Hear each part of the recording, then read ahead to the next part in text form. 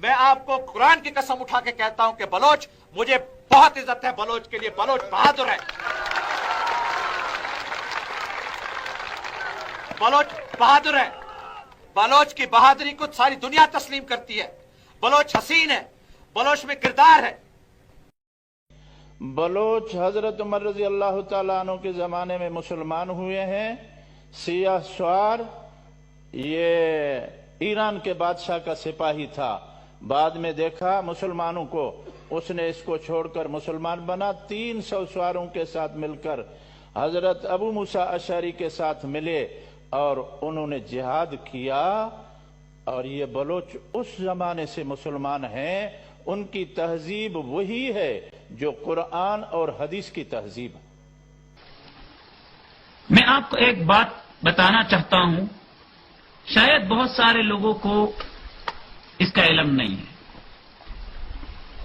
جیسے عرب کے مسلمانوں میں سب سے پہلے اسلام لانے والے قریش تھے، اسی طرح عجم کے مسلمانوں میں سب سے پہلے ایمان لانے والے کرد تھے، اور آپ حضرات جو بلوچ ہیں، براوی ہیں، رند ہیں اور دوسری قوموں سے اور بلوچ قوم کی دوسری شاخوں سے تعلق رکھتے ہیں، آپ تمام حضرات اصلاً کرد ہیں۔ یہی وجہ ہے کہ آج بھی کرد اور بلوچی زبان میں بہت زیادہ مشابہت پائی جاتی ہے۔ اگر عجم کے دوسرے مسلمان دوسری صدی ہجری میں مسلمان ہوئے ہوں، آپ حضرات تو پہلی صدی ہجری میں مسلمان ہوئے ہیں۔ نہاون کے معرکے میں، قادسیہ کے معرکے میں مسلمانوں نے سب سے پہلے جن علاقوں کو فتح کیا وہ کردوں کے علاقے تھے، یعنی آپ حضرات بلوچوں کے علاقے تھے۔ آپ تو وہ حضرات ہیں جنہوں نے سب سے پہلے اسلام قبول کیا ہے۔ تو آج کیسے یہ ہو سکتا ہے کہ جنہوں نے سب سے پہلے اسلام قبول کیا ہو وہ اپنے مسائل کا حل اسلام میں نہ پاتے ہوں؟ میرے عزیز ساتھیوں، میرے عزیز دوستوں، میری عزیز بہنوں اور بلوچ قوم کے مظلوم لوگوں، آپ کو میں یہ بات آپ کی عزت اور آپ کے افتخار کے لیے سنانا چاہتا ہوں کہ وہ شخص جس نے مسلمانوں کو 90 سال بعد بیت المقدس اللہ کے فضل و کرم سے فتح کر کے دیا، وہ صلاح الدین ایوبی رحمہ اللہ تھے، اور یہ کرد تھے، یعنی بلوچوں کی اصلیت والے لوگ تھے۔ بیت المقدس کو فتح کر کے دینے والے لوگ بھی بلوچ تھے۔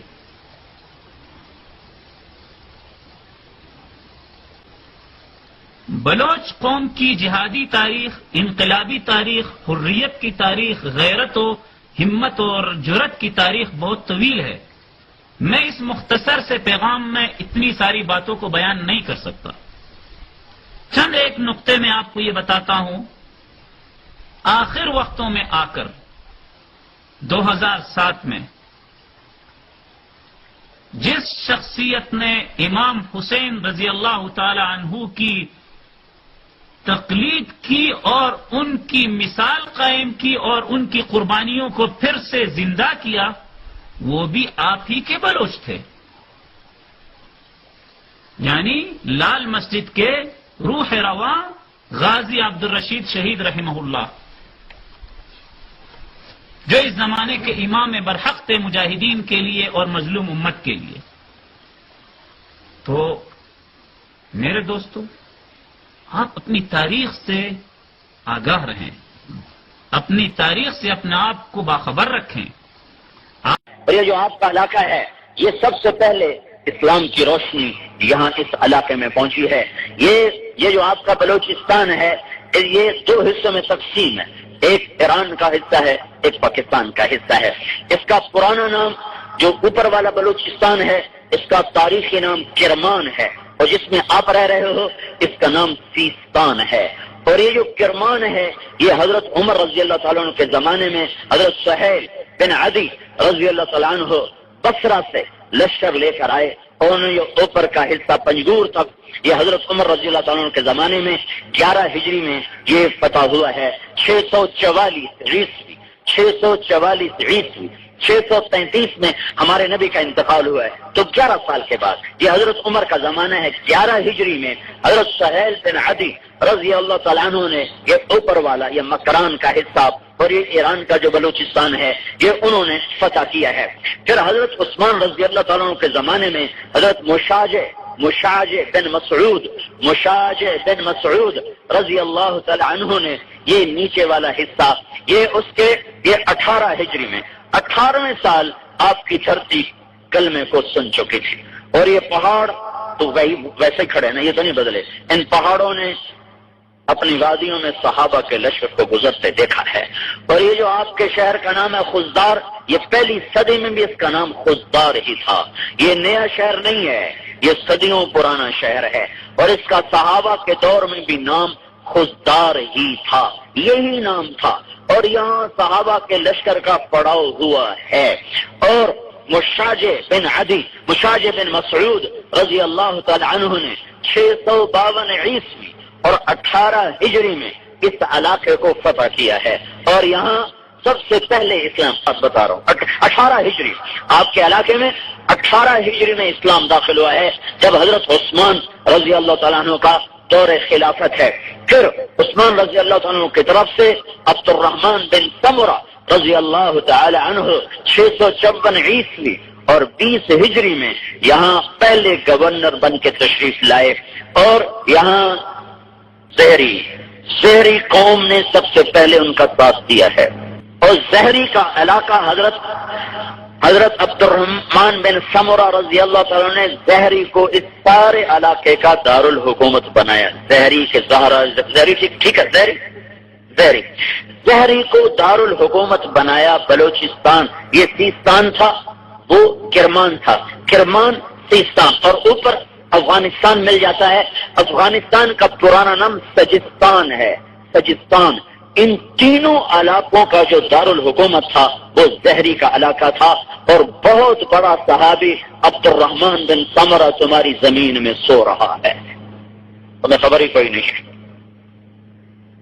زہری کے علاقے میں وہ گورنر تھے، تو ان کا انتقال ہوا ہے، بطور گورنر یہیں فوت ہوئے، یہیں ان کی خبر بنی ہے۔ حضرت عثمان رضی اللہ تعالیٰ عنہ کی شہادت تک وہ یہاں کے گورنر تھے، اور یہیں ان کا انتقال ہوا ہے، اور یہیں ان کی کہیں خبر ہے۔ بلوچستان کے پہاڑ اور یہ دھرتی اگرچہ اس کے اوپر سبزہ نہیں ہے، پر اس کے نیچے بہار ہی بہار ہے، جس میں صحابہ سو رہے ہیں۔ پورے بر صغیر میں کہیں صحابی کوئی نہیں، پورے بر صغیر میں تابعین ہیں گجرات کے علاقے میں، ہندوستان کا گجرات اور مالدیپ اور سری لنکا، اور وہ جو ہندوستان کا گجرات ہے وہاں تابعین پہنچے ہیں، تابعین۔ لیکن تمہاری دھرتی وہ ہے، میں تمہیں نام لے کے بتا رہا ہوں، سہیل بن عدی رضی اللہ تعالیٰ عنہ، یہ اوپر پنجگور تک کا علاقہ، پھر مجاش بن مسعود رضی اللہ تعالیٰ عنہ، یہ سارا تمہارا علاقہ، اور پھر یہ زہرے کا علاقہ عبد الرحمن بن سمرہ رضی اللہ تعالیٰ عنہ یہاں گورنر بن کے رہے، یہیں ان کا انتقال ہوا، یہیں ان کی خبر بنی۔ تمہیں اور کیا چاہیے؟ تمہارے پاس صحابی دفن۔ تم بتاؤ، بلوچستان میں تو آج کچھ نہیں ملتا، تو اس زمانے میں یہاں کیا ملتا ہوگا؟ جب یہ حضرت سہیل بن عدی رضی اللہ تعالیٰ عنہ کا لشکر واپس ہوا ہے، تو انہوں نے حضرت عمر نے پوچھا، ہاں بھائی کیسا علاقہ تھا؟ تو انہوں نے کہا جی ماؤہا قلیل و بلاؤہا شدید، امیر المومنین پانی ملتا کہیں نہیں تھا، اور علاقہ بڑا مشکل تھا۔ تو آج بھی اس کا وہی حال ہے، اسباب کی قلت۔ 1400 سال پہلے تو اور کچھ، لیکن یہاں لوگ آباد، یہ خزدار اس زمانے میں بھی آباد تھا، اسی نام، یہ 400 سال پھر دارالحکومت رہا ہے۔